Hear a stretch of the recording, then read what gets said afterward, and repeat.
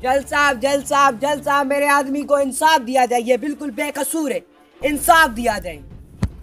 Order order order. लेकिन तुम अपनी बीवी को छोड़ना क्यों चाहते हो? जज साहब, जैसे कि पूरा मोहल्ला जानता है, ये खुद अपने लफ्जों से बयान करेगा। ओ जज भाई, हमारा उधर उधर। हाँ, वो जज भाई, हमारा बीवी हमसे लहसुन छिलवाता है, प्याज कटवाता है। हाँ, ये घरेलू काम हम पठान के गैरत के खिलाफ है। हाँ हाँ जज साहब, ये बिल्कुल नाइंसाफी है, ये घरेलू काम मर्द नहीं कर सकता। Order order order. चुप, खामोश।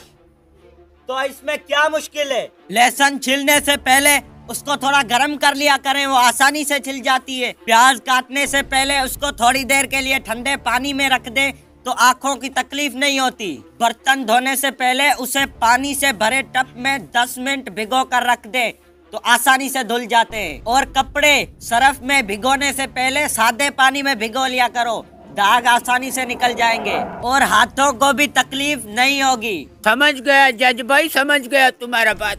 क्या समझ गए? यही कि तुम्हारा हालत हमसे भी ज्यादा खराब है। तुम लहसुन प्याज काटने छीलने के साथ साथ कपड़े भी धोता है।